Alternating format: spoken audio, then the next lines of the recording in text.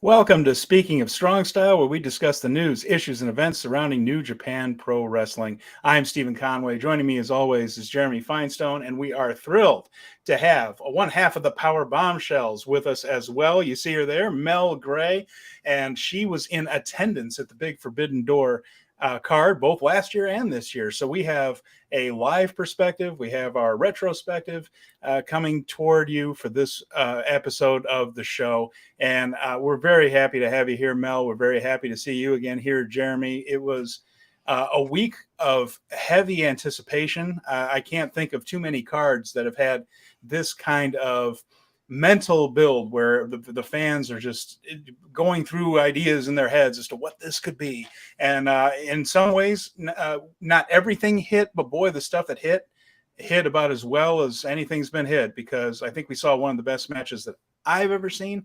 We saw some wild brawls, saw some really good wrestling. And Jeremy, now that we're a little bit of space from it, how are you feeling about Forbidden Door just in general before we start breaking it down? A grade, not quite A plus, but a definite A. I am looking forward and thinking about Forbidden Door next year, and I'm wondering what are the big plans coming out of it. There were a lot of unexpected finishes, and on the big cards on the show, and down the card, pretty much what you thought it would be. But those two at the top completely changed the dynamic of New Japan going into the G1, I thought, and just in a very exciting time based out of Forbidden Door. So again, we're sticking with the generalities here before we get into specific matches. But Mel, you were there live there at the Scotiabank Arena. If you could talk to us a little bit about how you felt leaving the building after that show. We talked heavily about the anticipation, but as you walked out, as those fans walked out, what was the general feeling in the air? But certainly aware that you had seen a couple of things that were very special. What were the general thoughts there? Honestly, it was amazing. Like, people were, despite it took, once everyone got over what happened at the end, yeah, which actually, when we get to it, but there was a communal length of time after the final finish of this show where we all sat there, and I'm myself included, trying to process what we had just seen in a good way, but still trying to process what we had just seen. So there was like it was weird. It's something I've not seen. I've been to all kinds of different shows. It was like, it took everyone a little bit, like half a beat to get up. What was cool is Bryan Danielson came out and addressed the crowd after the show, and he told us how awesome we were and that we were one of the best crowds, probably the best crowd that he had been in front of, that he hadn't listened to the Final Countdown since 2009. Of course. Those are my. Yeah, no, the Final Countdown could go 9 either, apparently. Yeah, there you go. They were really excited about it. They popped, from what I'm told, because we had a dog sitter who was enjoying the show here. But he was great. He came, he was like, thank you for being up for so long. This was a really long period. Like, he acknowledged that he was like, we know this was long, and we know that you guys, and we appreciate it, and I appreciate it. And then he really put over New Japan Pro Wrestling and talked about how they put out great wrestlers year after year, and it was awesome. And that he wanted to see more of them, and you should want to see more of them, and that everyone there, it was cool. So we had that, because I think maybe he maybe even is just professional enough to be like, I don't think they're mad. I just think that they're processing it. And so he went out there and kind of got everybody like, okay, everyone, it's time to go home. I'm awesome. We had a great match and a great show. Feels like he did the Inoki moment for the Forbidden Door, where he just sent everyone home happy and gave him the I'm actually Inoki instead. Honestly, if he had done like the Nichi Nisanda thing, it would have been like, I would have laughed and just like that. I don't think he could have raised his arm, but that would have been awesome.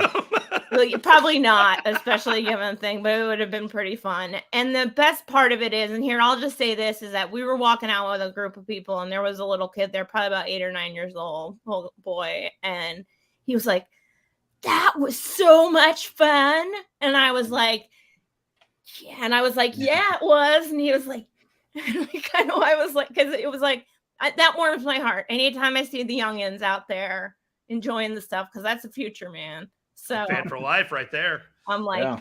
oh, that's what I love to see. Can you imagine being that age and realizing you're going to see wrestling better than this at some point in your life? No. These kids they have no idea. Yeah. And I'm It'd be saying that amazing. as someone that kind of had no idea, because I didn't become a really big wrestling nerd until I was much older, like more adult. Mm-hmm. I had like my early time back in the Attitude Era where I was watching with a friend who was a big fan a lot, and then Then you dipped out, then you come back. I had did the my same awakening in like 2016 when I went to an indie show in Ireland with my friend who's been a fan since he was like 5 years old, and that started. You had to go to another continent to become a wrestling fan again? It's not really a continent, it's more like an island, but yes. I mean, another. I had to travel to. Yes, I had to cross the Atlantic Ocean. Get your shit together, Jeremy. For the love of God, it's not a continent. To get into New Japan at least, and Fair enough. and to get into like NXT was good. That was back when NXT had like all of those wrestlers were wrestling on NXT too, and so it was really fun. But yeah, I mean, it's a great story. I wanted to embellish it and make it bigger. No, it is. It's. Thank you, OTT. It's fun to hear people's origin stories with how they got into this whole thing. So it's a good kick. So we are going to talk about each match on this show. We're going to begin with the major ones, the double main event, just for the folks listening and watching. We're going to start with the double main event, and then we're going to work our way backwards, just so you know. So we're going to hit the big talking points early, and then head back toward the early part of the card, and we're going to hit the whole thing, 0 hour, all of it right there. About a 5-hour show. From start to finish there at the Scotiabank Arena, where Mel was joined by 14,825 other fans there in the building. Big crowd on the 25th. So just want to remind everyone, this podcast, if you're listening as a podcast, make sure to give us a little bit of feedback, give us a 5-star review, a rating, all that kind of stuff helps people find the show, and we're grateful for it. And of course, we're grateful to anybody joining us here live on the YouTubes. So programming note before we get into it also, next week, here, speaking of Strong Style, will be coming to you on Wednesday the 5th. It's Independence Day here on the Tuesday, so we're going to take that day off, and it helps because there's shows on the 4th and the 5th. That way we can cover both of them and have that be right up to date. So next week, I only chuckle over your thing. I don't mean to like blow your thing here because it's wonderful, but I chuckle because you just made me realize that 4th of July is next week, and then I'm so like out of it that yeah. We realized yesterday, and we're like, oh, we need to change our plans. I was like, oh, crap. I grew, and you got to get onto it, because I grew up in Northwest Indiana, and I know that around 4th of July time, Michigan. I grew up. Oh, no, it's fireworks time. A mile from the Michigan border, and Michigan's where you got the good fireworks, the stuff that's not illegal in Indiana. We used to stock up. Oh, yeah. Oh, no.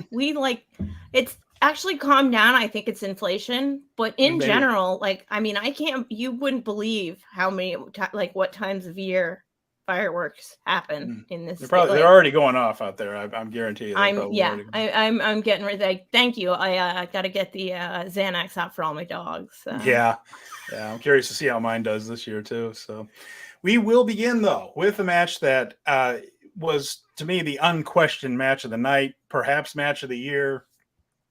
This is Kenny Omega versus Will Ospreay for the IWGP United States Heavyweight title. These two had an all-timer at the Tokyo Dome at Wrestle Kingdom this past year. They were matched up again, and everyone wondered, would they be able to top it? Now, that's a matter of discussion, and it's going to be a part of the talk that we have here. What I don't think can be debated was that these two have put together two absolute all-time classics within a few months of one another, two very different matches, but two amazing battles between two really wonderful wrestlers who laid it all out there. So the first thing I'm going to start with you, Mel, on this one, because you were there live. I'm just going to ask, before we get into the minutia of this one, the emotion of that crowd was as hot as I have seen a wrestling crowd for a match. It sounded on TV like everyone in that building was living and dying with every move of this match. I was in the building for Hart versus Austin I Quit at WrestleMania 13, and it was kind of that atmosphere where half the crowd was insane for Austin. Half the crowd was insane for Hart. But I think this one even had more. What was the feeling being in that crowd as this match developed? Well, she said it all. I mean, no, I'll put it to you this way, is that any amateur that was in the building that didn't understand how Japanese, like in New Japan Pro Wrestling and all of that stuff, like I watched a fan throw an empty cup at two people that were still standing when the rest of the people had sat down because they were like, you need to sit down. Like, you're not following the rules. Like, it was, and I mean, you were like, people were starting to get it. Like, you saw the people that were there probably with someone that they don't usually go to wrestling shows. And there was a lot going on. It was Pride weekend in Toronto. They had the parade. They had a sports conference going on. So all these people were in for it. They had a baseball game that day. So there were people, and if they hadn't gotten it, this was the match where they got it. They were like, okay, follow the crowd. Yep. Okay. All right. They're up, they're down, they're up. And every near fall and every rope break and every, like, I mean, I said this to a friend, if I get to see a better wrestling match live than this match, I will be a ridiculously lucky person, because I thought like nothing would top Jay White and Okada at Madison Square Garden for me live. That was great. I also saw Kofi and Daniel Bryan. You know, that was a great match. But that, I mean, it's not even in the same like universe in a lot of ways. Like, and it was so different than the Wrestle Kingdom match. It was complete. Will came out. I was like, wait a minute. He's coming out to his other music? And it took me a minute to I was like, because I was like into it. And I was like, yeah, because when he first hit, I'm like, flashback, normal day, whatever. And I'm like, wait a minute. He didn't come out to, he came out to Will Ospreay's music. Like, yeah, he worked Elevated, the song Elevated, into his Tokyo Dome entrance as well, but it also had the new one in there. It was kind of more of the evolution of Ospreay presentation. This was straight back to Aerial Assassin Will and Kevin Omega. That's the tribute act that's going on across the street at another show. But Kenny Omega came out to the cleaner Kenny Omega type of music, which was very cool to see. So my impression of this one, Jeremy, you said something similar to this when we were talking about it. The first one was clearly a New Japan match, one in which Will Ospreay sold like crazy. So the whole thing was, the story of the Tokyo Dome match was that Kenny Omega was Will Ospreay's Mount Everest, that this was his biggest obstacle. And if he was going to reach the summit of New Japan, he had to get over this mountain of talent that Kenny Omega was, and he would get beaten down, and he would get close, and then he would get beaten down. And really, if you watch the Tokyo Dome match, Kenny takes a lot of that match, and this was much more 50-50. It was, I think, more violent. I feel like this one got more violent. It certainly had, both matches had brilliant twists and turns throughout it. We'll get into some of those here. And of course, it had the whole thing of Will working very, very hard to be a heel to that Canada audience, to the point of doing the sharpshooter a little bit sarcastically, doing a crippler crossface, which is a little creepy, but there it was, which got a you sick F chant from the crowd, which was well deserved, and may have been the thing with only the second worst taste in the show, which we'll get to later. But they did all that, the Canadian flag thing. He had a plant there with a Canadian flag. I popped my whole section when he did that, because we were all sitting there watching it, and he was like strangling him with that flag. And I said, that's the meanest thing that's ever been done with a Canadian flag. Yeah. And of course he did the tribute to Shawn Michaels, the thing where he, wiped his rear end with it and then put it up his nose, all things that Shawn did back when Shawn was Queen Diva in WWE, and when he was trolling Brett. But yeah, and we had Don Callis. So, but what I was saying here, Jeremy, is that the Tokyo Dome match was a very different match than this one. That one was a very Japanese match. That was a very New Japan style match. This one, and you see Don Callis right there interfering in it. This one was an AEW match, wasn't it? They went with a very different vibe. Yeah, this was New Japan pageantry on an AEW match. But make no mistake that this was an AEW match with the Don Callis interference and a number of other factors. The thing that I was thinking about in response to all this is, Mel, you have this perspective. I don't believe that all 14,000 people that were in that arena saw the New Japan match between Will Ospreay and Kenny Omega. There are a number of people that may not have seen Forbidden Door last year and seen Will Ospreay for the first time in this match in an AEW like big setting. From the indication that you got, is Will Ospreay a made guy? Did anything change on the perspective of the people in that during this match because of it? Did you get a palpable difference, or did you feel like everybody kind of came in there knowing what they were going to get out of this match?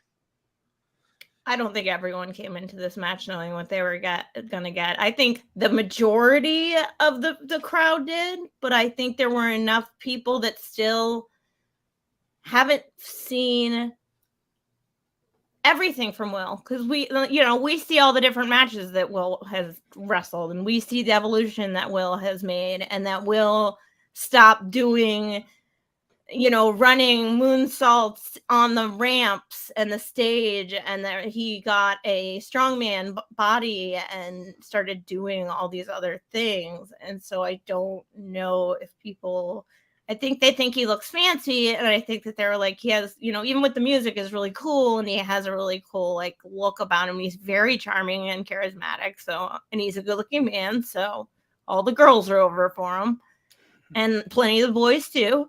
And it's just like, I don't even know if I think I knew what I was going to get out of this match. I knew I was going to get like the greatest match ever, but I didn't think it was going to be like, this was like next level. It was too much. Like there were times where it was like, I got to sit down anyway. Like this is like, oh dear me. I'm so glad that they're like, because there was no like downtime in this match, and they were so in the zone. They were like, if you didn't get it, you were like, you don't have a pulse. Like it didn't matter. It bled through the screen. I'll say that. I'm sure live it was even more so, but it bled through the screen, the emotional intensity of it. Oh, it bled all the whole room was just like on fire. It was so hot in there that God, everybody, little kids. There is a specific moment that I want to ask, and this is going to be a difficult one, but what was the feeling in the room when the Tiger Driver 91 hit and Kenny landed on his head? Oh, geez, everybody like sat down and was completely concerned, especially when the problem with that happened where I was worried about it was that, especially because Doc came over and started talking to him. Yeah. And I don't know if that, like, again, we don't know what's making the television and what isn't.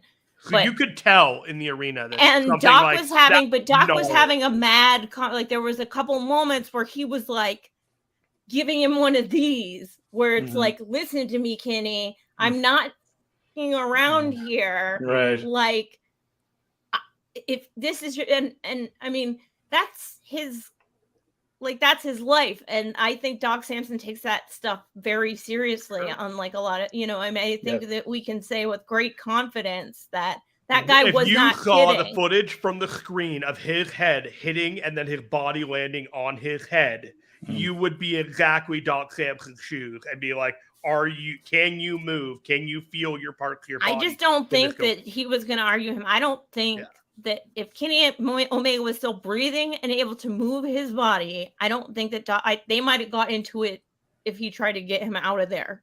Was where that was at. The Tiger Driver 91. It's a modification of the traditional Tiger Driver and things. And Mitsuharu Misawa, one of my all-time favorite wrestlers, he and Bret Hart. If you just added, those are my two favorite human beings. That in wrestling, that move, with all due respect to the late Misawa, should never have existed. It's just a straight drop down on the top of a guy's head, and it was frightening every time he did it in All Japan. But that was an era when these guys dropped each other on their heads like nobody else. It eventually killed Misawa, literally, and everybody else from it is pretty much in terrible physical shape now. So it's a thing where, man, sometimes you just wince. But I mentioned it on the preview when we were talking to Sam. I don't know if you were on the call then or not, but I just said that these guys may have even been in the locker room just saying, okay, well, we're going to do this, and this, but not this. You know, and I think once they get the rush going and that adrenaline and that crowd, that they were probably going to throw all that out and just go all out. And it feels like they did. You know, we had, just to go over some of the stuff that was in this thing, we had juice from both guys, and that came from Will smashing Kenny's face into the announce table, and then Kenny returned the favor with the ring steps. Will got a lot of blood off of that. He, like I mentioned, even doing some of the signature moves of some Canadian legends that the crowd picked up on immediately. Had a thing where I was relieved at this. Don Callis and Paul Heyman are the two best managers of the 21st century. So I love the dude.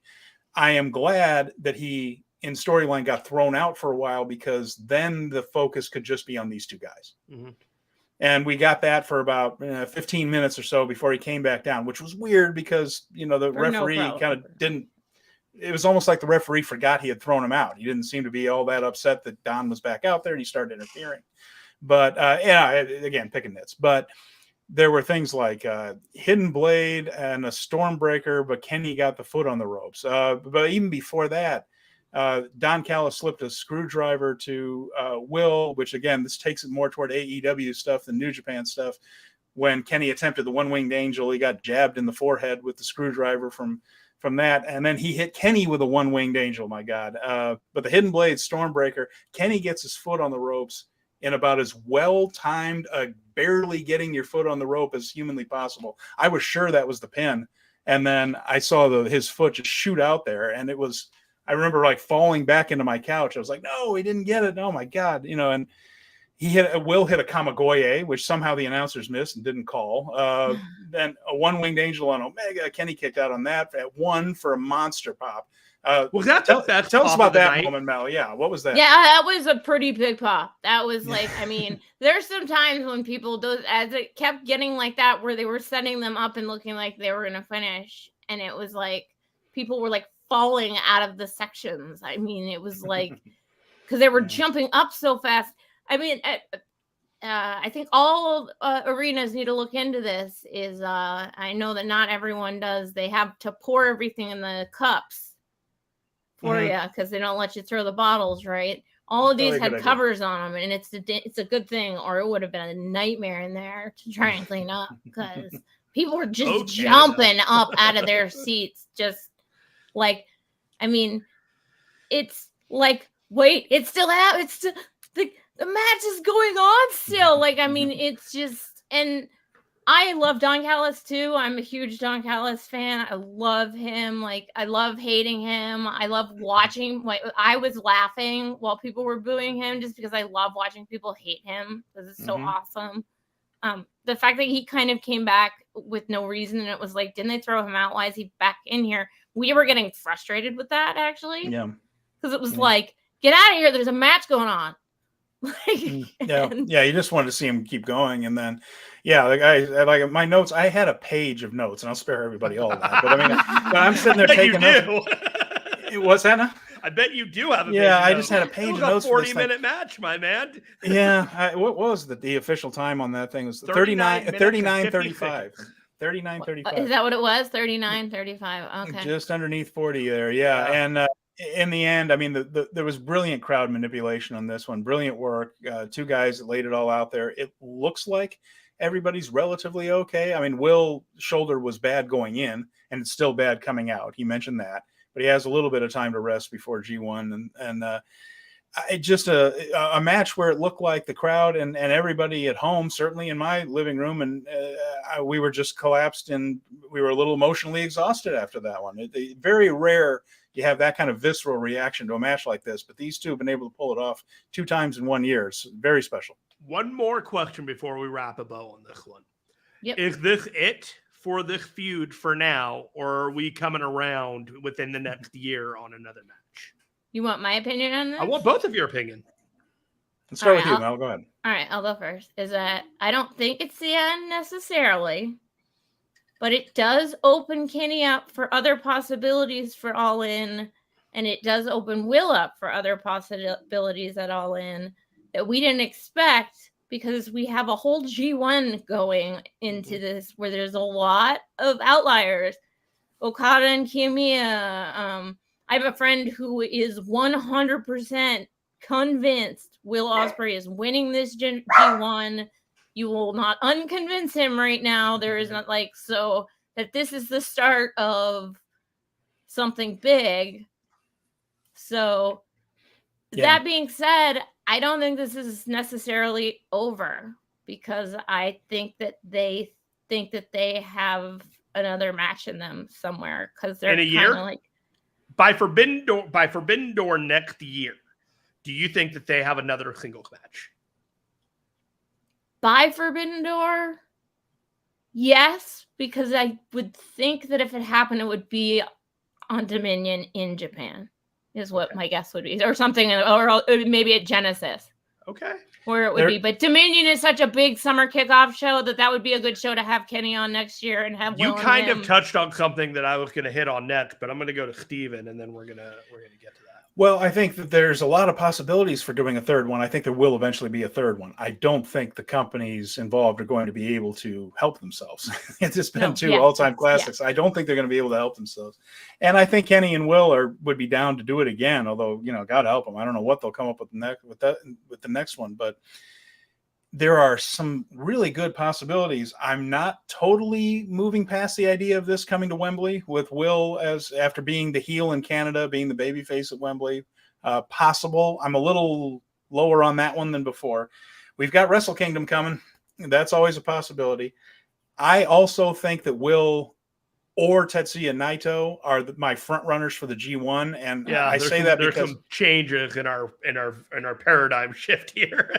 The Naito thing, because they have stayed with Sonata, and at some point, Sonata and Naito have to wrestle each other with all the marbles. It has to. They have to. Well, they have to because of the turn. Yeah, and Naito, he screwed over Naito's and Naito looks all. I mean, we'll get to Naito, I'm sure, but he looks as cut They had you set up thinking he was going to get that belt run because of how great he looks right now. So he looks ready to make a belt run. So and then Naito, it was like, oh crap. Yeah, Naito doesn't necessarily have to win G1 to get that match. He could eliminate Sonata from G1 to get that match in between there and the Tokyo Dome. That's possible, because you could do the thing where he kept Sonata from winning the G1. Now he's going to take the belt, but Sonata survives it and goes on to the Dome.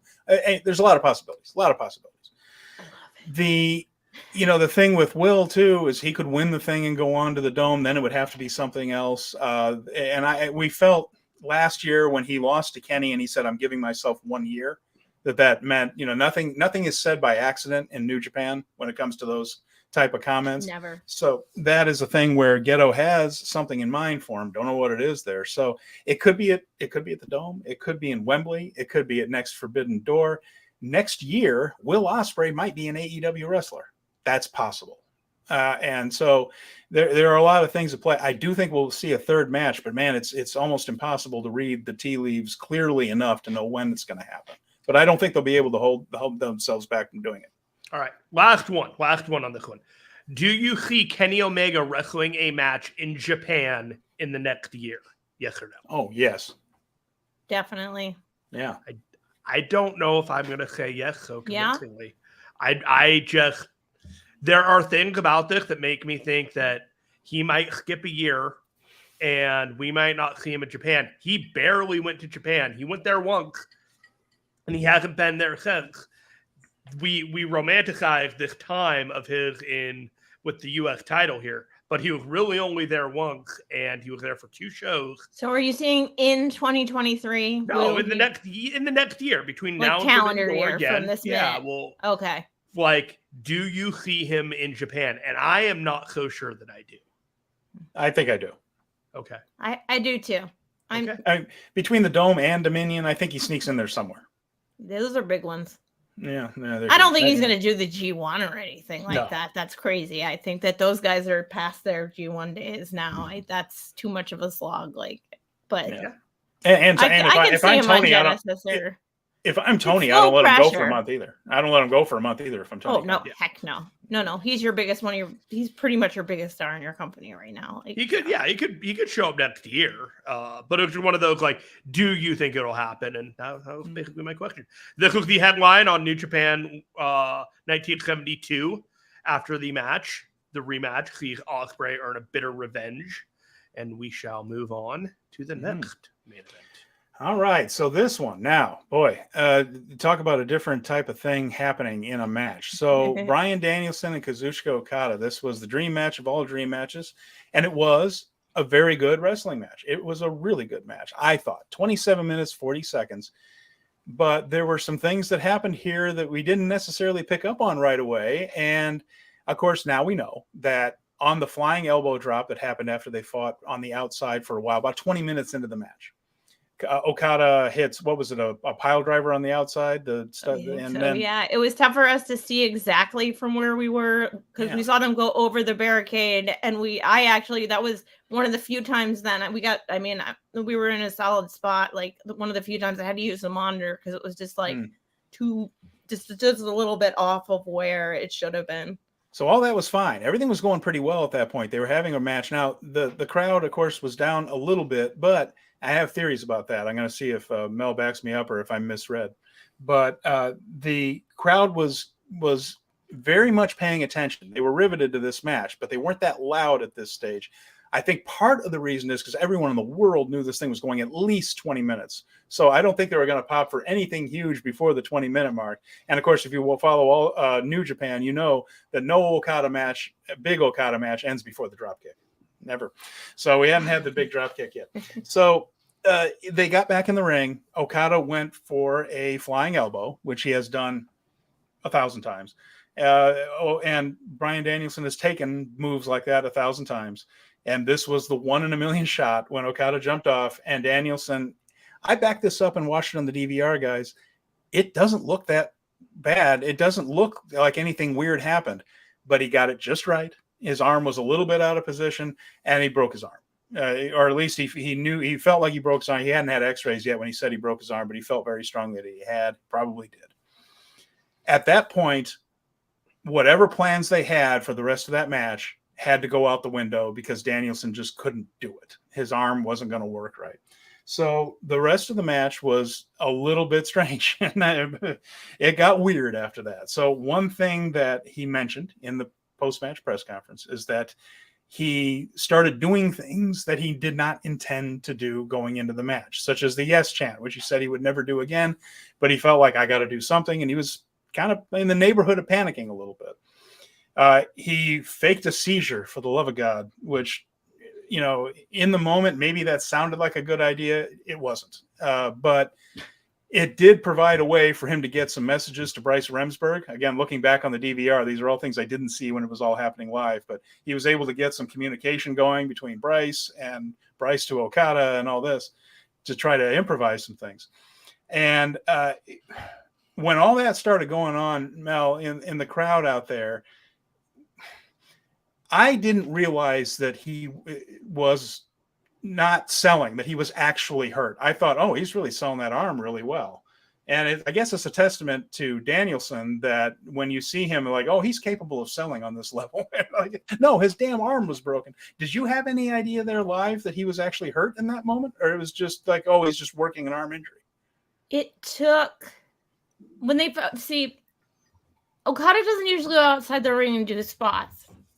So that was like, okay, that's interesting. It's like, he does and he doesn't. But I mean, it just seemed weird. And I was like, okay, this is kind of like a Danielson style. Like, here's a little AEW and the flair in this thing where they do a little bit of a, like, into the crowd move. And I was like, And there was another one this weekend that happened that I can't recall this minute, but it looked just like the one that took Adam Cole out last year. And it gave me flashbacks. And I didn't like it. And I mean, it was almost the exact same spot where it was like a Toby Suicida or something, like out into the crowd, basically, almost. it was the same exact moment almost so we had that. And then, but then with this one, it was they were outside the ring. They fought outside the ring. He got back into the ring. And I was like, is he hurt or is he selling? And Bob said to me, he's hurt. And I think part of that is that Bob doesn't watch as much wrestling as I do, like, because he has like a real job and a life. And no, I have a different situation than most normal people, so I do get to like partake of more wrestling than the average person he's like, he's a retail manager too, so it's not like he's working 40 hours. He's working minimum of. So so to an outsider, it was kind of good. It was almost good that he was there. And that, for those of you that don't know, Bob's my husband. He was there with me. He basically looked at me and he's like, he's not selling. Like that's not sellable. And it was something that he used to sword fight. He was a master sword fighter. So he has partaken of the martial art. Wow. All right. And so for him, he understands sort of that kind of level, like on the level of like people being in combat in that way, I mean, take away the sword, but it's where he was like, no, there's certain things people do that you can't sell that are really actually hurt. And so he went down, but I didn't catch the arm injury because he was laying there and Doc Samson sort of jumped in the ring with him. And then here's how good of a salesman he is, because I think everybody has a pretty twisted view. And I'll just put this out there for everyone, since we're going to talk about it, is that I had, I'm an epileptic. I had a seizure disorder as a result of a brain tumor. That was a special case, sort of a weird, long story that I will tell someday, somewhere, if anyone wants to hear it. But the long and short of it is that after the tumor for a year, I had an intractable form of what they call focal epilepsy, which means it comes from a specific part of your brain. Okay. Wow. And so I have had my right temporal lobe resected because that's where my seizures were coming from, and they couldn't get them under control with medicine and conventional means and things like that. So they had to, thankfully I was living in Seattle at the time. They had been doing this surgery. They now do it fairly regularly. It's very successful. It's way less invasive than it was when I did it. Wow. Which I love, because it's like I'm in the brain bank. I helped make this a much less invasive and a much more successful. Being an intractable epileptic is terrible because you can't, and it comes in all kinds of shapes and sizes. You can have faint seizures where you just don't know. I was lucky. I had what they call auras, where my ears would do weird things. And so I would know to get to a safe place. So for me, watching this, So for a minute, what was happening in my brain was one of my favorite wrestlers in the world is having a seizure because he was doing it right. People fake seizures on shows, and Bob and I are just like, that's not what a seizure looks like. You're not doing a seizure. That's like, but what he was doing was neurologically accurate enough for me to have a moment where I sat down in my chair and thought to myself, am I watching one of my favorite wrestlers in the whole world have a seizure in the main event of my favorite show that I was looking for? Like, I was, and that moment happened. It was real. And I was scared. I was like, wait, is he really having a seizure? So let me ask you this. When Okada came over and kicked the referee away and said, move out of the way, I'm dealing with this, did you snap and realize it was not real? Or did you think that Okada didn't understand what was happening? Or did you have a reaction to that? No, I realized, to me, I went, oh, it's an angle. Okay. And I mean, it didn't make me happy. I mean, I was sitting down going, I'm looking around to see if an ambulance is maybe coming in, or if there are other neurologists like coming into the building. And because what kind of tipped me off to the fact that it was an angle after the initial thing was that no one was coming in to do the things that would have been done in that Right. case. There's very, I mean, my first seizure when it happened, I can tell you, like, kind of, I can give you the run back from the outsider's perspective from my husband that, this is what happens. And none of those things were happening. And that was when I was like, and then that was when it sort of hit me in my brain. And I even went into our Discord because I was immediately like, a lot of people are not going to like this because I can't. this is like, it's irresponsible given his history. If this had been a random wrestler that never does it, like, and because you can get seizures from being worked up too much. You can get one from being dehydrated. You can get one from being undernourished, like you haven't had enough to eat or drink during the day. Like, heat is a big trigger for seizures for normal people. Normal brains can't handle that, and they and usually that's what's called a generalized seizure, where it's just your whole brain, like, it's like somebody just like shot something into your computer and just like shut it down. They kind of like the whole TV screen just went fuzzy, blank. Like your whole brain just shorted out and went like, and the whole thing. So I felt cheaply manipulated at that moment among a very fantastic match, and I understand what you have to do in the heat of the moment when you're just trying to get to the next mechanism in the match. But I hope that there is feedback that they are understanding, like, please don't ever do that again. Yeah. And it's difficult because it's even more difficult because we know Brian Danielson, I keep calling him Daniel Bryan. Brian Danielson has had these seizures. This has happened to him. And it does make it worse. I didn't like it at all. I'm not happy about that type of stuff when they do it. I don't like the faking concussions stuff, when they do that. And then this was a lot worse than that. The same AEW fans raked WWE over the coals over the Roman Reigns angle with the leukemia that are saying that this is, I mean, I'm not saying it's okay. I understand it as an angle. I think it was a bad choice. Yeah. And it was in the moment. I'm trying to emulate my hero John Muse over there, and I'm trying to take it as a like devil's advocate point of view. Is it was a choice. It was not the choice I would have made. It 100%. Was a choice. Yeah. It was an angle. It's not the worst thing I've ever seen in wrestling. This company should be more responsible considering who we're dealing with here. And they pride us on being smarks all the time. So don't do that to us. That's kind of, that's not cool, man. It's just not cool, man. It's not. It wasn't cool to talk about Roman Reigns' leukemia. I lost a friend of leukemia, and I was just angry. And it's not cool to the only thing I can hope here is that this brings seizure awareness to people, because it'd be really super helpful. The epilepsy community would love it if people understood things like don't hold people down, and the spoons in the mouth stuff is from the medieval ages of seizure treatment. Yeah. But so maybe he'll give money to an epilepsy organization or epilepsy.com, the epilepsy fountain. There's a primary. That'd be a cool sentiment. That would be nice. Yeah. And so what we ran into here was a situation where that really seemed to suck the air out of the room. And was that the feeling live there that I know you were having your own sort of reaction to it and then thank you so much for sharing that with us. That was very brave of you to do. And it's definitely appreciated. And it really puts things into perspective for me. Were you able to take in the moment at that point and see, did a lot of people feel the way you do? Were just like, oh, this I don't like this at all. Was that the kind of the general thing? Because it felt like it sucked the air out of that room.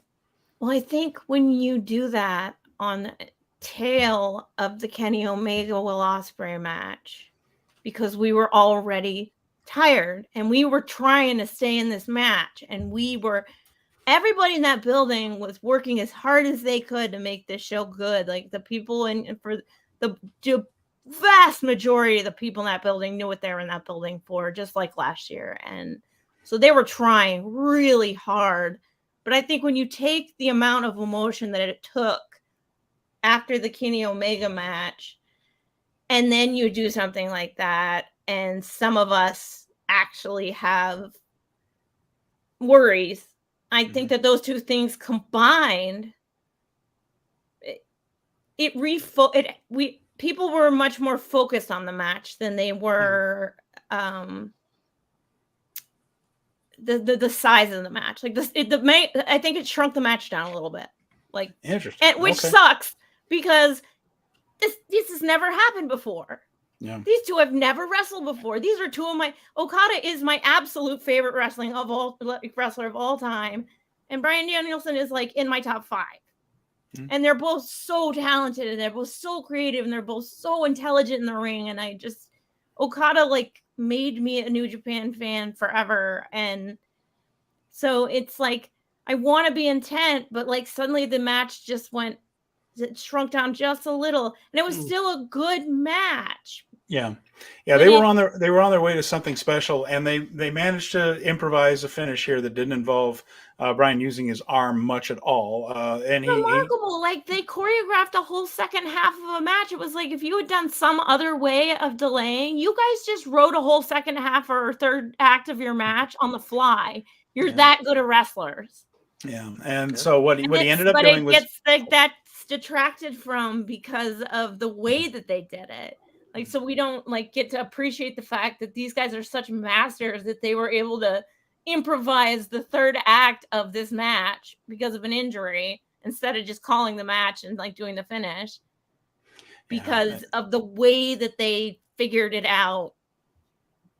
It sucks. It kind of sucks. So what Danielson ended up doing is coming up with a modified label lock using his feet there, and Okada ended up tapping for the first time since the 2015 G1 in a match to Shinsuke Nakamura. So not to move past anything here, but it felt a bit flat, and of course it was because Danielson couldn't really do a lot of the stuff he wanted to do. It didn't have the suspense. He did kick out of a Rainmaker. He managed to do that. And that was a good near fall, but it didn't have any other real serious near falls. And my girlfriend, who's a very casual wrestling fan, enjoys the big shows and things, but doesn't follow week to week, just said it just didn't have suspense. And, there wasn't that anywhere, the kick out 1, 2. And of course, Okada is one of the best in the world at almost getting beat and getting his shoulder up at the last second.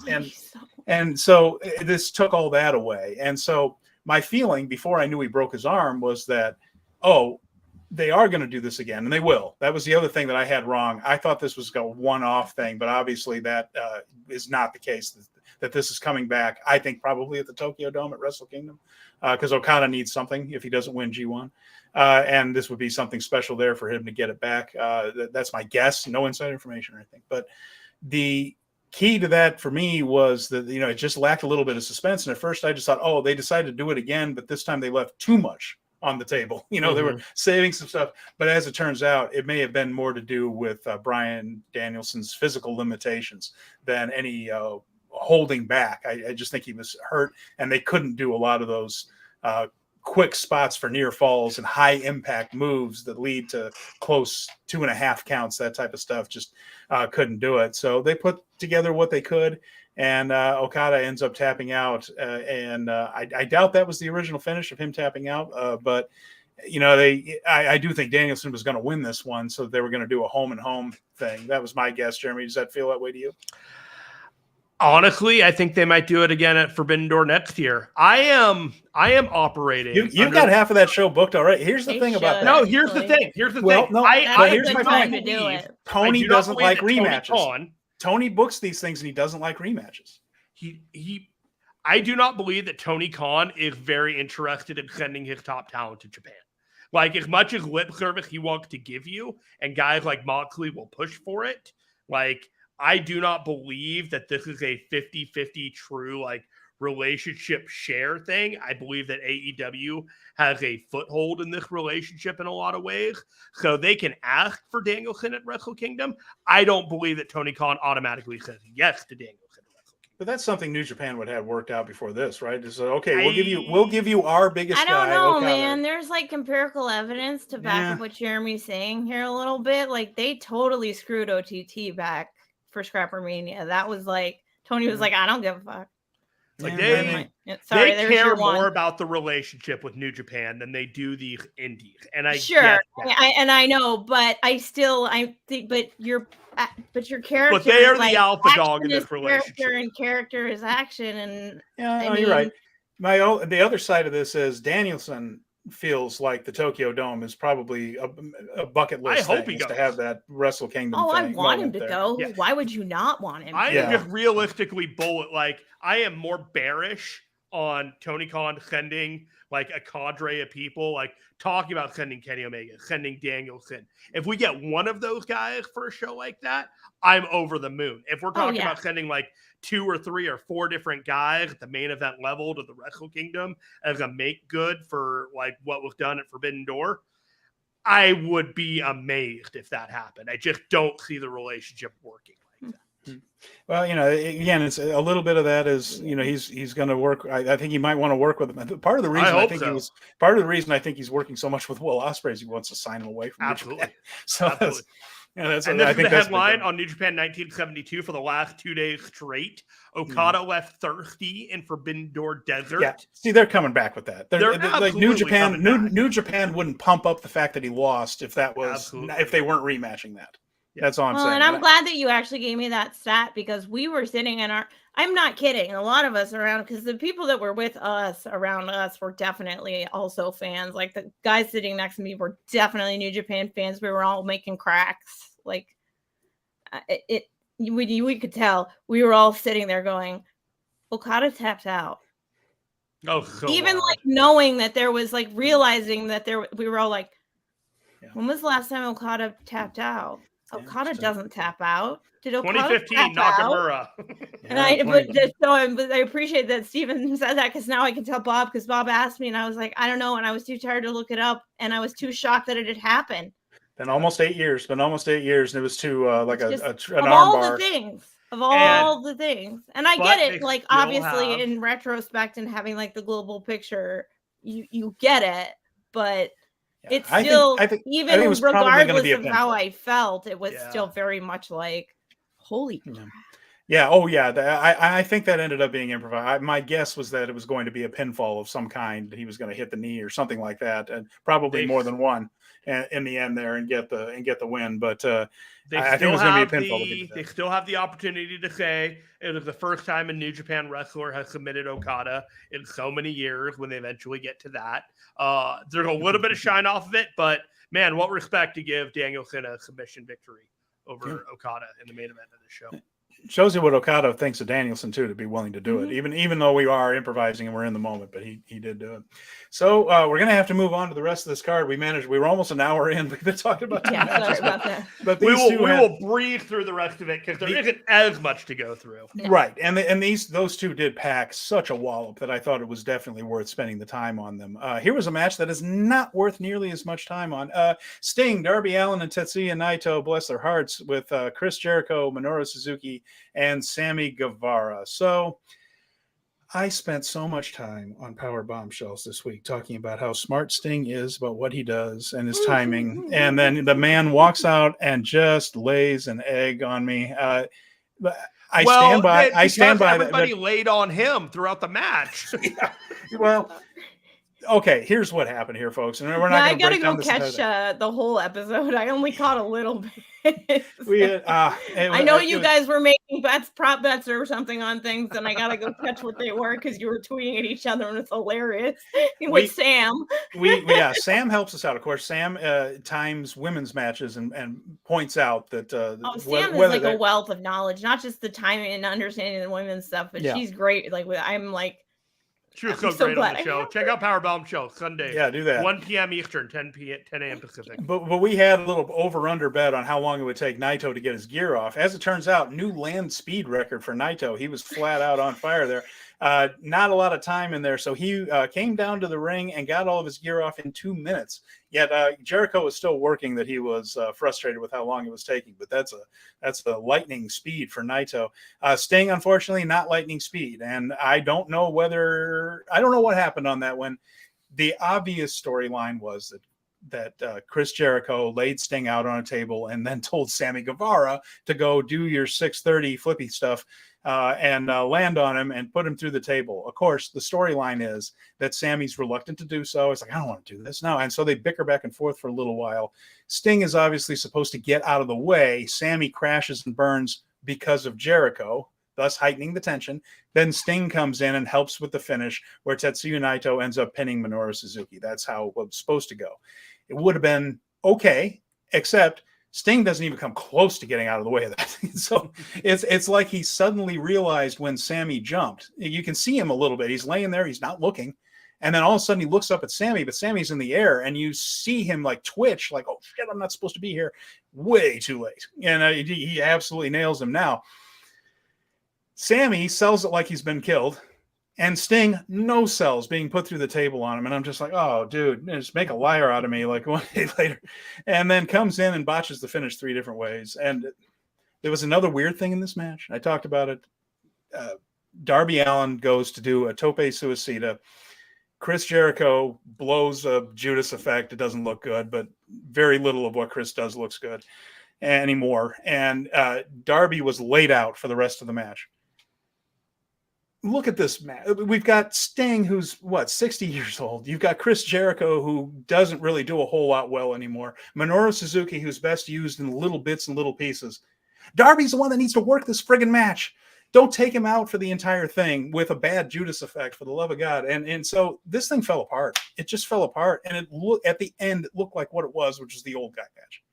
Yeah, I think Sting got his bell rung on that cutter at first from Sammy, and then it all just kind of went downhill from there. My fundamental issues with this match was it was the signature Tony Khan fantasy booking New Japan. From a purist New Japan standpoint, this doesn't make Minoru sense. Suzuki has no reason to be feuding with these guys. He's in a face faction called Strong Style. Speaking of Strong Style.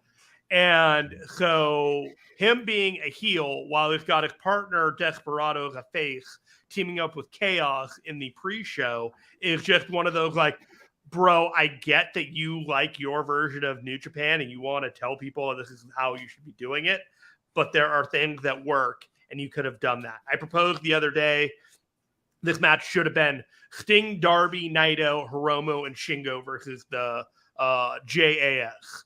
And that would have been an exceptionally better match than what we got here. But they didn't do that, and that's fine. But the discourse on this match has been exhausted. I would like to hear what Sam or what Mel has to say about it live, but man, it didn't work. So I went and when I hit the washroom during Judas, because I don't need to, I know exactly how long it is. I didn't need to sing it. I knew they weren't going to do, like, they barely did the Kaze ni Nare stuff. So I was like, I've done Kaze ni Nare a million times anyway. So during Judas was when I kind of slipped out, because this one was like, I guess it was low on my list of like the stuff on the card that I was like, oh yeah, I'm really excited, because I'm not one of these. They didn't do a build. Like, they're not going to do a build. It's a crossover. It's a mega show. Like, just watch the wrestling. Just watch. It's beautiful. It's wonderful. So much fun. Don't worry about it. But in this case, this was a vehicle to get Naito out there. Mm-hmm. 100%, especially after having been in, like we talked about on Powerbomb shows, having been in the building for Collision when they announced that Naito was the person that was in this match, was just a vehicle for Naito. And they didn't even have Naito in the ring that much. And I was like, well, you guys had a vehicle for Naito that was like the whole point. At least I would say, even if it wasn't, that was how it was like sold to us. And that was how I'm telling you, the way that the people reacted on Collision to Naito being announced, being on that show, he almost should have had a singles or like a tag match instead of something like this. Absolutely. Like, this was a miss on a booking.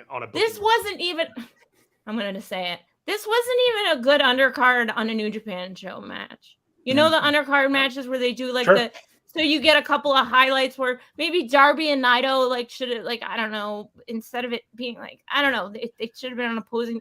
It just, I would I would put Set it that something up in here, or give me a couple of a few spots in a row of because that's what they do in the undercard matches where you get a couple of the featured match because that match is coming up somewhere. But there wasn't even there was nothing even like that in there. And they were trying to serve this Jericho Guevara storyline too. So they decided to make it about that and not the guys that they brought in. That didn't need to be on that's. You've got All Out and stuff coming. You've got Dynamite and Collision and Rampage next week in the Fallout show. You can push that on one of those shows more. It got too AEW in that part.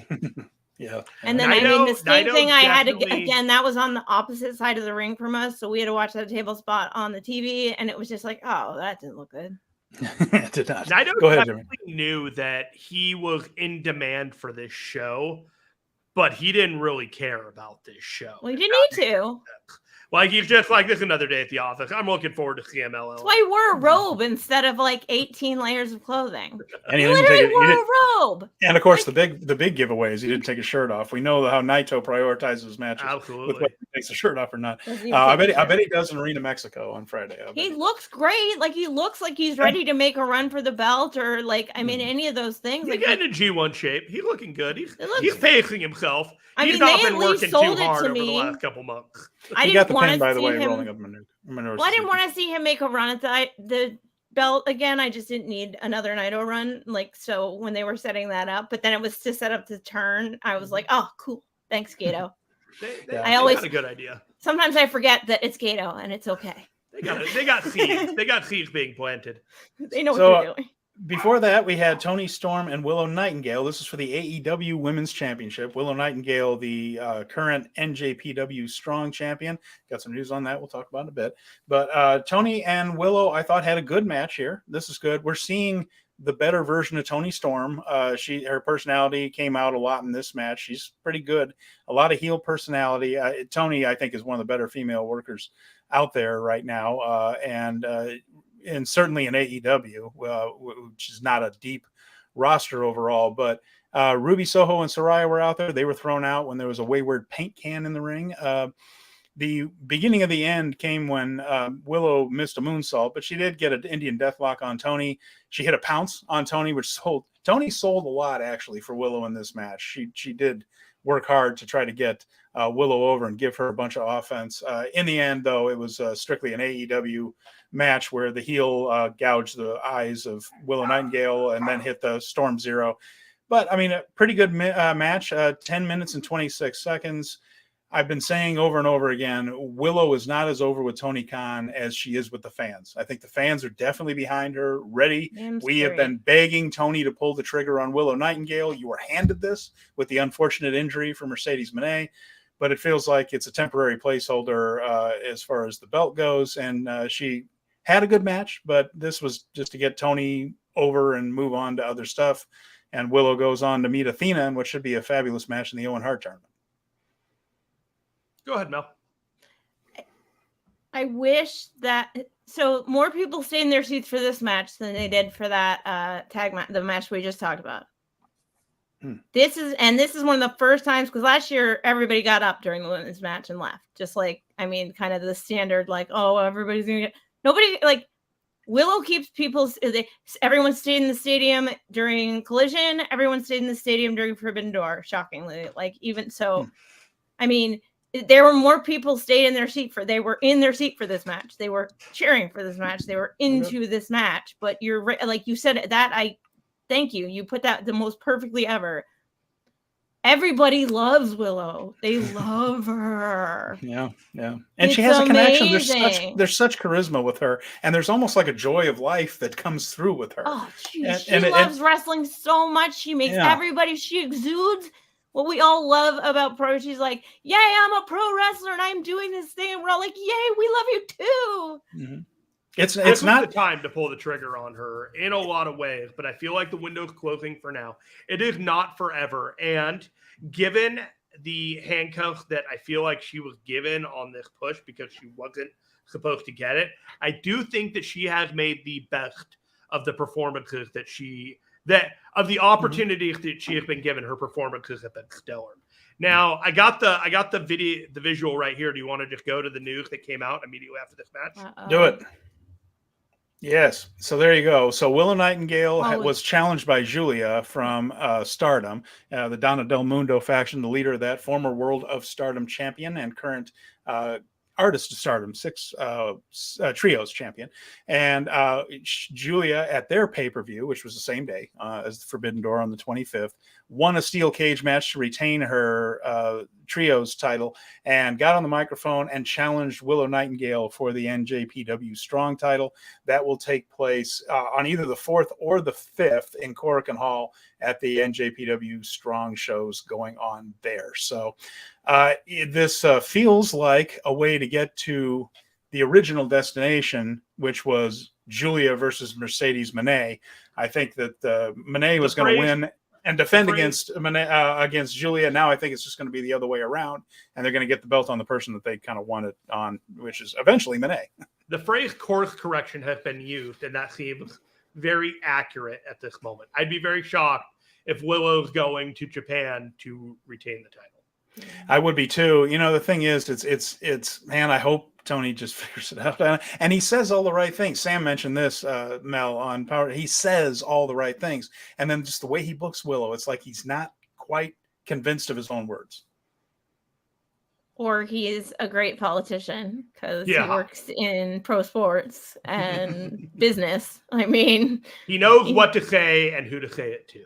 Maybe so. And I mean, I think it'll catch up to him when he realizes that it's going to have to take a lot more people pestering like Sam does about it in an intelligent way and not being so radical that you can't you hate women, and it's got to be hey, we're looking for just a little more balance, and you've got this woman who's obviously over, and you need to build your women's division, so use her.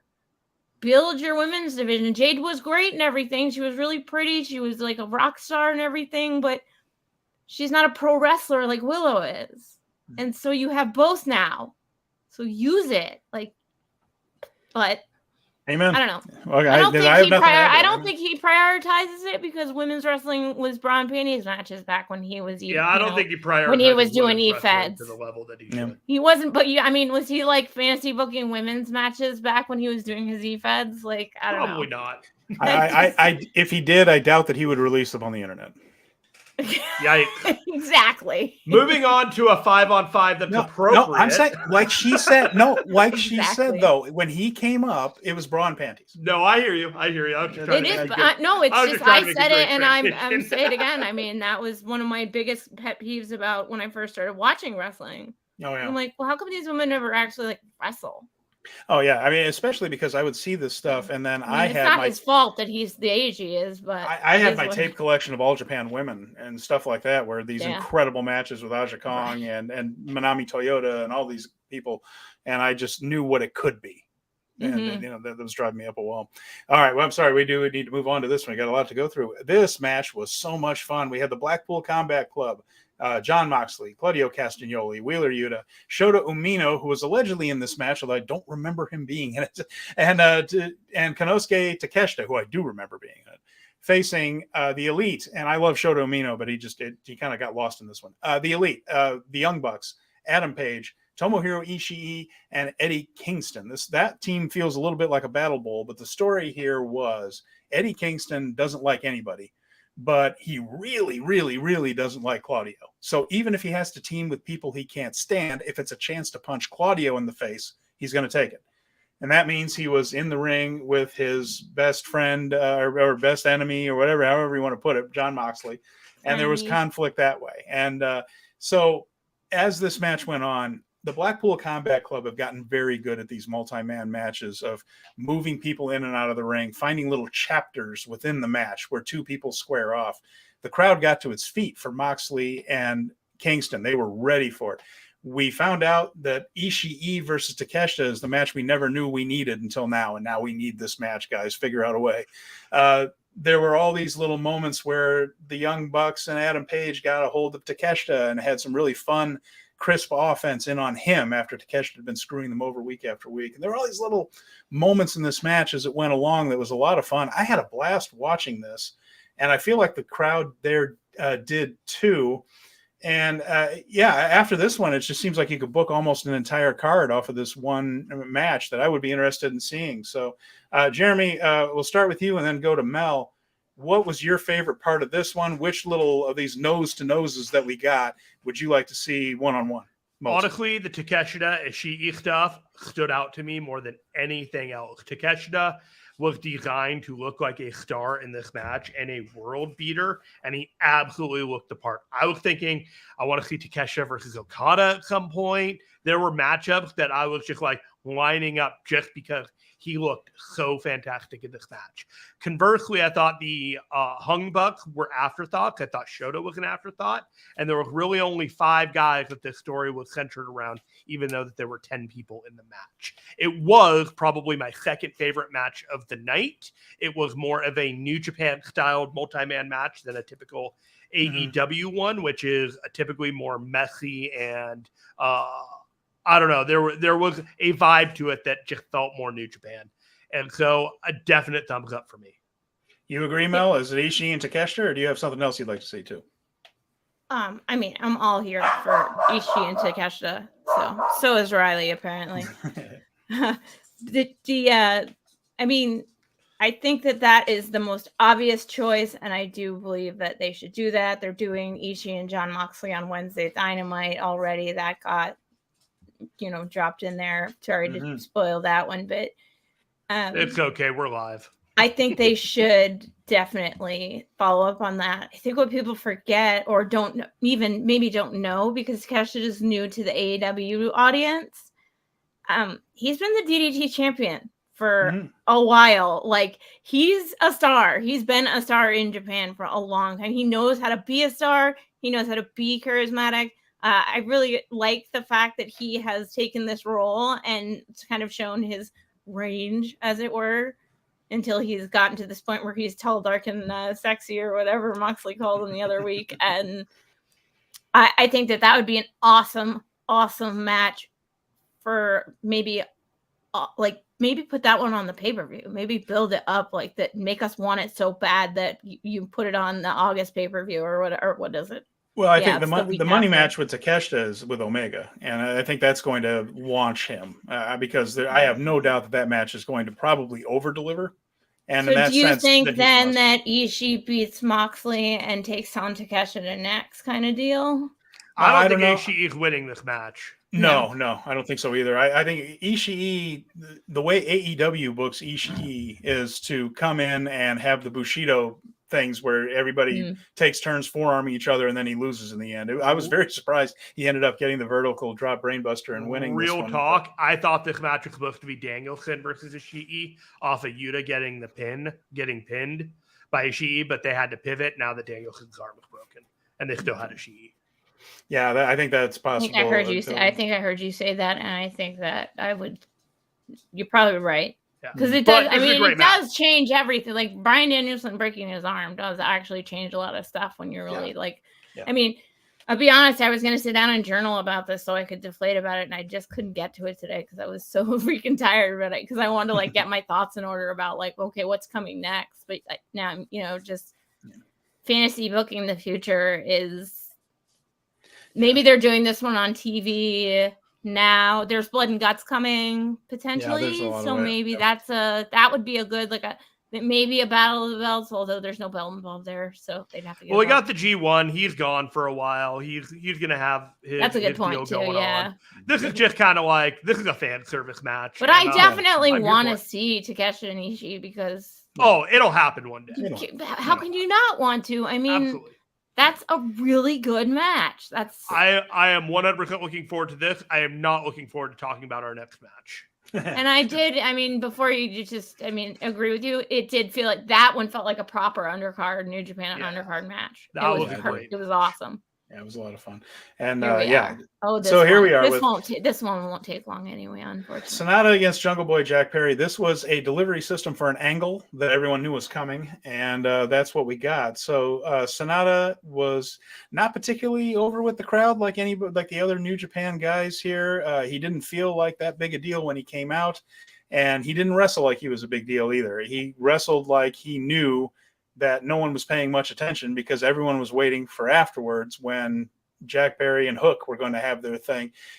They certainly got that across on the TV broadcast. Mel, I know you were in the building, so you might not have seen this, but they probably showed Hook as much as they showed the two guys in the ring. So they could not have telegraphed this much more. They were practically screaming, wow, really? let's just get through this little matchy match here so that we can get to this angle. So it was 10 minutes and 44 seconds of not much.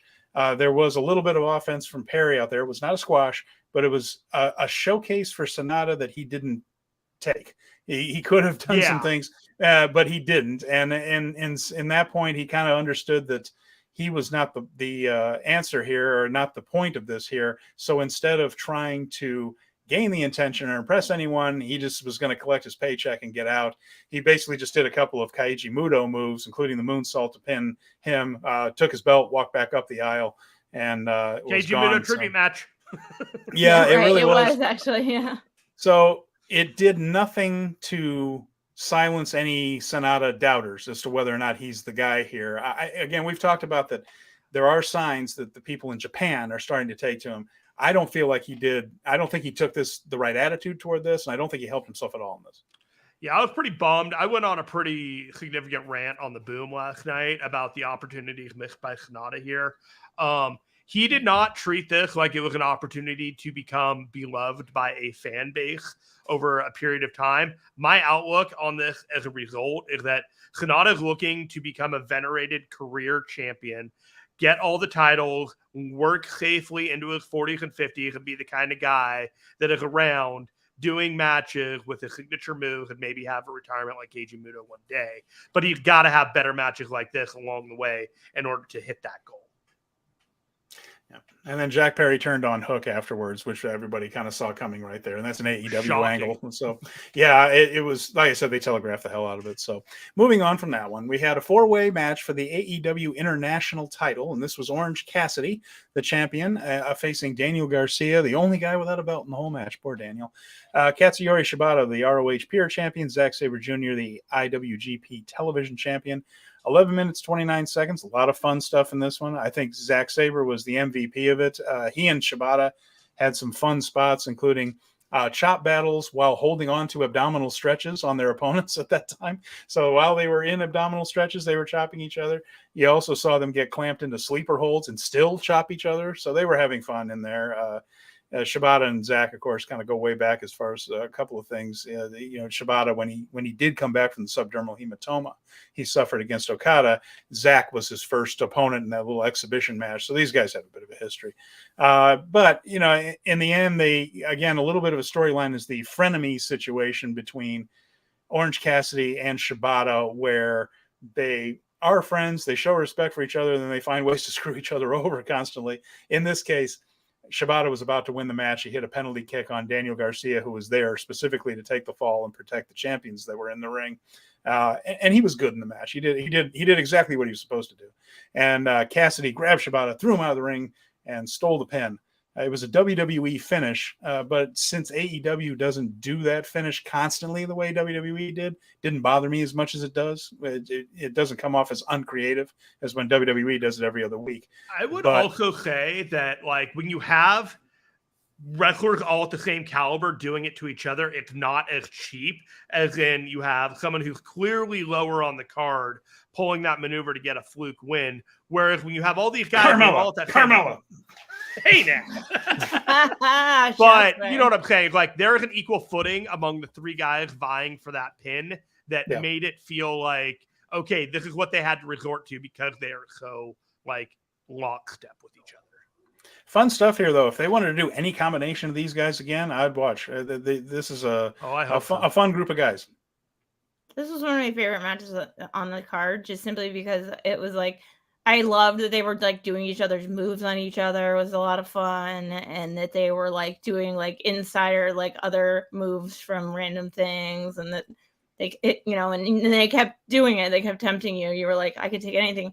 But the biggest thing was like you didn't want. There was a whole conversation about no one wants Orange to drop the belt because he's this great IC champion, and who in this match could he lose it to? And it's like, oh no, this was the perfect way to do this. Yeah. Like it really was a complete way to let him keep the belt while showing you that like all these guys could have won the belt. Like this was a lot of fun. I really enjoyed Orange has done such a great job that he needs to lose it on a one-on-one match and make the next guy because of the value he's done on this. I 100% agree with that. That's next up, we had CM Punk and Satoshi Kojima. Yeah, here we go. So this was the Owen Hart Foundation tournament match. This is the quarterfinal, CM Punk and Satoshi Kojima. So when CM Punk was coming up in wrestling at OVW and IWA Mid-South and all these things, Satoshi Kojima was the man in New Japan. And you can tell that Punk has a lot of respect for him, looks up to him in a lot of ways, said a lot of really nice respectful things about Kojima coming up, who might be the greatest Twitter user of all time. We'll get to that in a little bit. But Kojima and Punk wrestled a really good 13.5-minute match. Kojima can still go. He can flat out still go. And he's won 3 G1s. He's a career Grand Slam champion, meaning he's the IWGP, Triple Crown, and GHC title holder at one point. One of the greatest tag teams ever with Hiroshi Tenzan. And somehow he still plays the part of the plucky underdog really well, even though he really shouldn't be an underdog to anyone with that resume. But again, it's just the way he connects. And this was exactly what we thought it was going to be, which is he pushes Punk, but Punk ends up getting the win. Punk leaned into the heel end of it. The crowd certainly treated him as a heel, which gave an extra boost to Kojima. I mean, is this an all-time classic? Absolutely not. But considering Kojima's age, considering the circumstances, I think both guys played their roles well, and it was exactly what it needed to be, which is a win for Punk and a fun match and a little showcase for Kojima, who's still really good at this. Mel, tell me about that response to Punk in the arena. Oh, geez, gosh. It was a little better than the first. I mean, the Collision show had the real, like, serious, but it was not good. I mean, people were booing. And there were 2 things that I noticed about the whole thing is that it was more even for Forbidden Door, because I think there's a whole portion of the audience that doesn't care about Punk at all. Like, I just think they don't care at all. Mm-hmm. And I think that sort of like, and then so you got the other thing, whereas the night before it was very specifically an AEW show. It was an AEW crowd. So, but I don't know, it was not as bad as the night before, but it's still pretty significant that like when he is in there and he's doing spots and he's getting out there, he's getting booed and he's showing frustration. If you watch him, his inability we saw it. I mean, I don't know if that was one thing I was wondering if they were like with the camera on him, is there were a few times where he was getting out of the ring and it was like 2 nights in a row. Really? Like this much? And he was trying to sell it like I'm being a heel. But there were a few times when he was coming out of the ring and he was angry and frustrated and on TV it kind of looked like he was playing up the heel thing to me. Like he was having a little bit of fun with it, I thought. I hope that's the case because I don't want another situation. I just don't. It's not good for wrestling. It's annoying. Right. It's a distraction. Think he knew, and I think he is playing into it. I hope. Well, then he's a better seller than I thought he was. When he came out, how about that?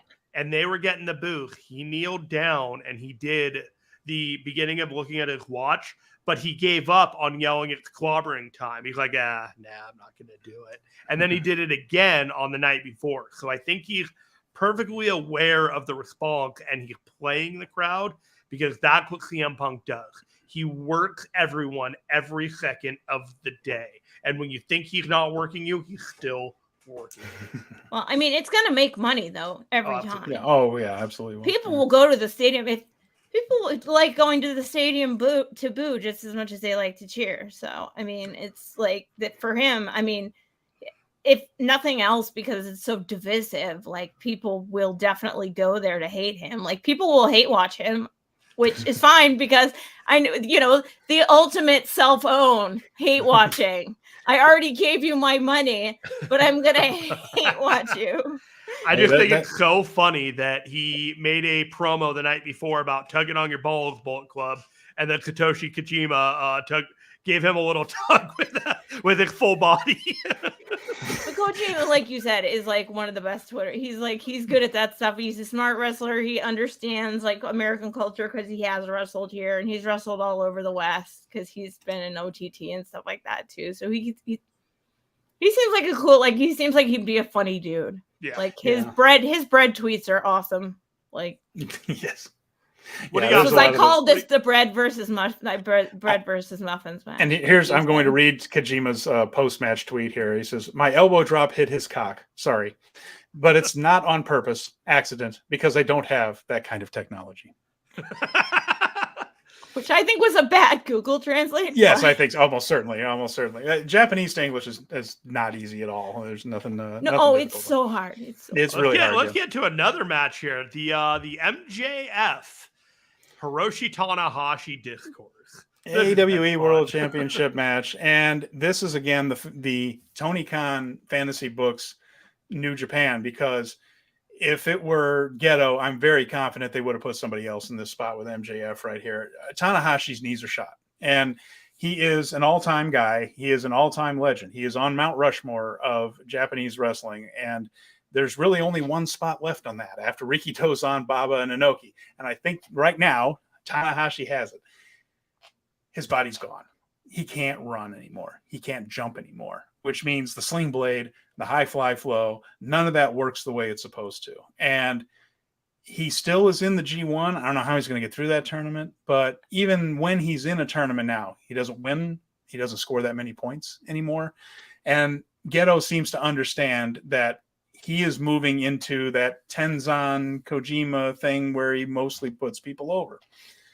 Tony still seems to think that we're getting the 2014 Hiroshi Tanahashi here, and he keeps putting him in these spots. MJF did everything he could, and I said that what they were going to do is work a very physically safe match, and that he was going to do a lot of smoke and mirrors to get himself and Tanahashi through it, and he did.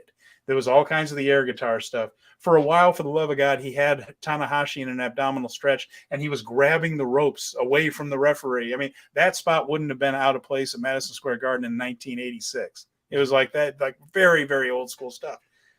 He got him through it. Tanahashi didn't look great. His body just won't let him anymore. But I think MJF showed him the proper respect, sold for him when he did get offense in. I think he was very careful about what he did to Tanahashi so as not to make anything worse. And then he showed him at least the respect of pulling the ring out and putting it on so it was a screw job win, just to show that he had to cheat to beat Tanahashi. Very respectful performance, I felt, from MJF, and 15 minutes, 32 seconds. And it was, I think MJF did a good work on this to get him through it. Sam, how was it in the arena? That's Mel. I've done that like twice now. I am so sorry. It's okay. It's okay. Okay, James, no worries. Please, just nickname me for the rest of the I show. just call you something else. I can just call you Kevin or something the whole time. Pie at this point. No, it's fine. It's totally fine. You know what? Being mistaken for Sam is not even the worst thing in the world. It's still rude, and I mean, she's great, so I love that girl. She's awesome. Mm-hmm. But in the arena, it's lost because of his heel craziness that MJF does, that he's an amazing wrestler. Like, he's actually a very good technical wrestler. One of my favorite matches in AEW of all time was his Moxley match. Like, I say this all the time, but it was such a good match. It was so like strong, styly, and fun and amazing. So, yes, like it was very safe. As much as he like played the part of I'm not going to show up and he did the MJF thing. In the ring, you could tell that this is somebody that knows what he's doing, and it was taking care of him.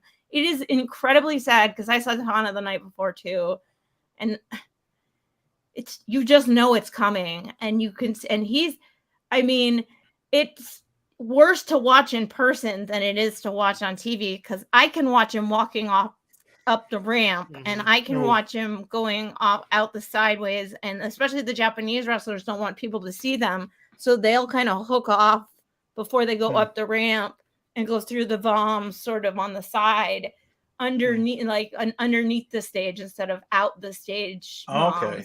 Oh, okay. And he was one of the few people, because I don't know if people, and I was in live theater, so there's the stage, and then below the stage where the orchestra pit would be in a regular theater setting is sort of for a wrestling match. You can kind of off screen exit that to the left or the right side, whichever side you're coming or going from.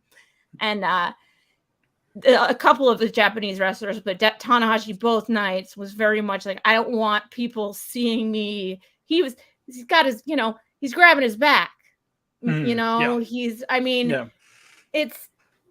bless the guy. And you said it, he's on the Mount Rushmore, and it's going to be the saddest day in the world, and I will cry. But he can't, and I don't know how, after what I saw this weekend, he is going to get through the G1. I feel good about it, honestly. I think that they can get through it. He's doing it because it might be his last one, is what I think. Yeah, and I think they'll take care of him because they respect him. Yeah, that's what's going to happen. It's a very safe bracket for him. If you really look at it, it is not really tough. It's so tough. I mean, but this, this could be his last. We should all prepare ourselves for the reality of this being Tana's last G1, because MJF deserves all the credit in the world for getting through this match and getting it to it was great. It was, and it was exactly what I thought it was going to be. About 50% of smoke and mirrors and a few moves here or there. We got through it. It was the right finish. I am glad that MJF can cross Tanahashi on his list. One guy's on the way up, one guy's on the way down. This is the perfect intersection for that match. All right, so I'm going to read off the pre-show matches, and then we'll go into if anybody has any notes about them. So Tom Lawler, who was supposed to wrestle Adam Cole came down with a fever, couldn't do the match. So Tom Lawler ended up defeating Serpentico in a pre-show. This was dark. This wasn't even on 0 Hour. Once 0 Hour began, we got the Mogul Embassy. I'll do it backwards there. Sorry, Jeremy. I went the wrong way. Los Ingobernables de Japón, the final match of 0 Hour. Shingo Takagi, Bushi, and Hiromu Takahashi. They defeated the United Empire in what was basically a New Japan house show match. And these are 6 New Japan guys, and they worked it like they do those fun multi-person tags, preview tags, basically, that they do on house shows. Also, El Phantasmo got a win over Stu Grayson, 2 Canadians there in Toronto. Showcase mostly for ELP here. And before that, we had the Owen Hart Foundation tournament on the female side. The women's side, quarterfinal match. Athena defeated Billy Starks in a match that had a lot of awkward moments. Picked up a little bit toward the end, and gives us something to look forward to, though. Athena versus Willow Nightingale in the next round. And then we had the Mogul Embassy, Brian Cage, Swerve Strickland, Khan, and the guy I keep calling Taya Leone. That's the woman that was married to David Duchovny. It's Toa Leona. And he defeated Chuck Taylor, Trent Beretta, Rocky Romero, and El Desperado. El Desperado had no business being in this spot. He should have been in a much more prominent one.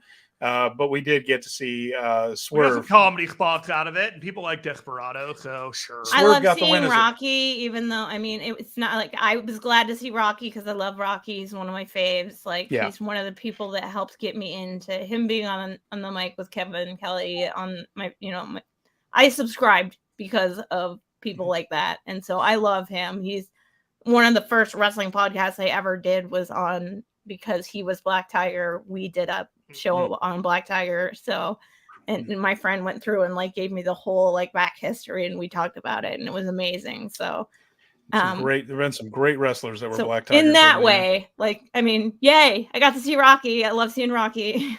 Yeah, and this match wasn't bad. There wasn't anything wrong with the match. I wish El Desperado was in a split spot. And of course, Rocky Romero books foreign talent for New Japan. So big weekend for Rock. And I mentioned Tom Lawler defeating Serpentico. Tom Lawler, the man who cannot catch a freaking break in this business. Swerve got the win on this match. Basically, tip of the cap by Tony Khan for a job well done with navigating a number of matches throughout the week. Yeah. So there you have it. So I hope they put Tom on something this week. Really, really do, because me I am too. so bummed about that. And he is Yeah. so awesome. And Both Jeremy and I felt that he earned his spot in the G1 again this year based off his performance last year, but it's such a loaded roster right now that there just wasn't it's tough. room It's a tough for him. time. And because I was looking at it, I don't know who the hell you take out, but man, it's a tough break because Tom, I thought, really did well last year. I thought it's certainly worth another look. Hopefully he'll get back in the G1 another year and he can get into a more prominent spot this year because nobody works harder. No one tries harder. I just love him so much. He's one of my faves. He's definitely up there with and I was really excited for him to be. This happened last year too with Hiromu and yeah. And I found out about the same time, which was we were finishing up and getting the bill for the food and getting ready to walk over to the arena. I found out around the same time that both of those matches were canceled both years. Yeah. Steven, we did a preview of the July 4th and July 5th matches last week and covered it, and nothing really changed. So I don't think we really need to do anything with that. And we can, wrap this up if you're thinking of so. We can, but I have one final question for our guest right here. The Mel has been to both Forbidden Doors in person. So compared, if we can compare and contrast, what did you think this year did better? Was there anything that Forbidden Door 1 did better than this year? Like you've been to both, and not too many people could say that. What are your thoughts on how Forbidden Door 2 compared to Forbidden Door 1? All right, so I'll go venue first. Both venues were awesome, but the Scotiabank Center understood what they were doing better than the United Center did. United Center did not uncover their big jumbo screen last year for Forbidden Door. No. So anybody that was in the cheap seats had a very tough time seeing the offside spots. This venue, they had it perfect. You could use a screen. You could sit anywhere in that arena. It was beautiful. I mean, I loved the United Center, but that would be my one nitpick on them. So they picked two great venues, two great groups of fans. The thing that I would say that I was sitting there, I was like, how is 2 going to be better than 1? And then I sat and I was like, I liked 2 better than 1, but I liked it in the way that, you know how when you do something for the first time and you've never done it before and you're like, when I do this the next time, it's going to be so smoking awesome. Where it's like, so the first one was the first time they had ever done it. And they had all those problems. Is Okada going to be involved? Adam Cole is hurt. People getting pulled off the cards. That was the first time I saw the Young Bucks live. In all of the AEW, I've seen 2 Dynamites, I've seen a Collision, and I've seen a Forbidden Door. And then until then, that's the first time I've seen the Bucks on their own promotion. So I liked this one better because they took what they did last year. They fixed all the stuff that they should have fixed. They were conscious of all of the things that they didn't do last year. And they had the full complement of, I think a friend put, last year, it was all about New Japan needing AEW. This year, it's much more about AEW needing New Japan. And so, because of all the weirdness that's gone on with AEW and the numbers have been down and all these things. And so, they did a really nice job. And they were like, it was like, they nailed it the second time.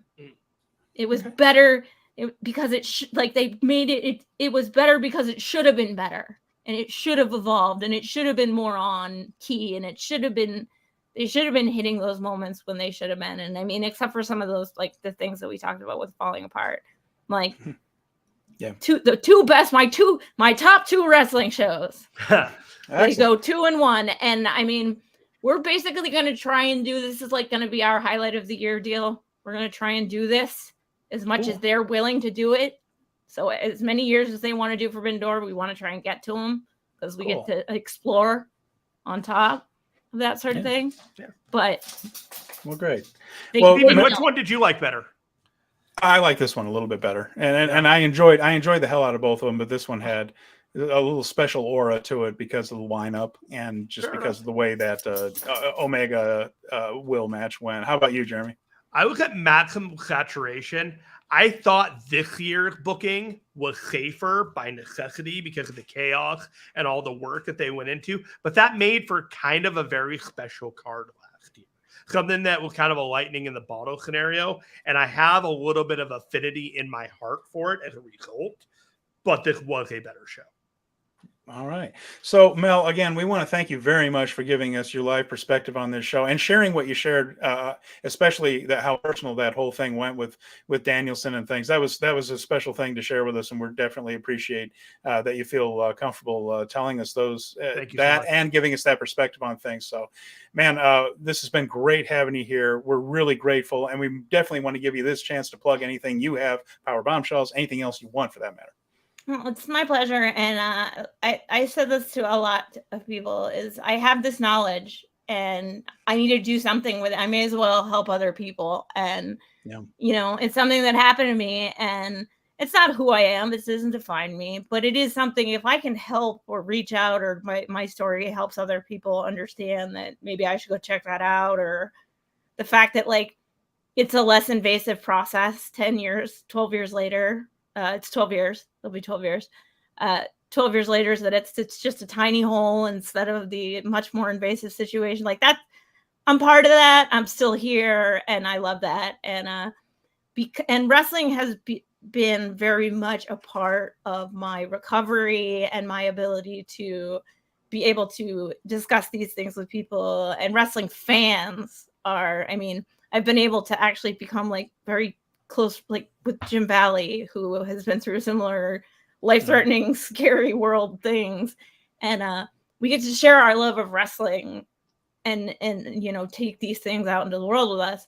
So, and that's why we at Power Bombshells, we do really like to enjoy, we like to celebrate things like that about whether it's helping someone's mental health or just helping someone have a better day, because pro wrestling at the end of the day, it's about fun.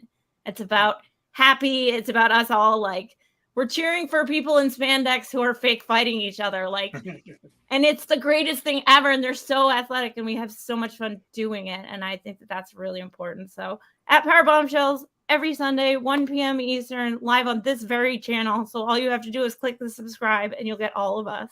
Yeah. Which you should. Yeah, you absolutely should.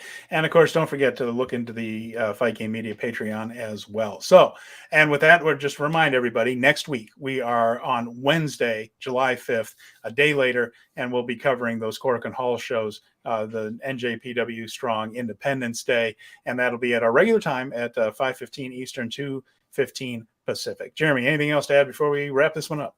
Been a long week. I'm talked out. Thank you for everyone for indulging my silly opinions. If you're still watching after the 15,000 hours of hearing my voice, I love you too. I never get tired of it, Jeremy. I never get tired of it. And we will be back next week. Thank you, everybody, for listening. And then for Jeremy and Mel, I'm Stephen Conway. Thanks for watching Speaking of Strong Style. We'll see you again real soon.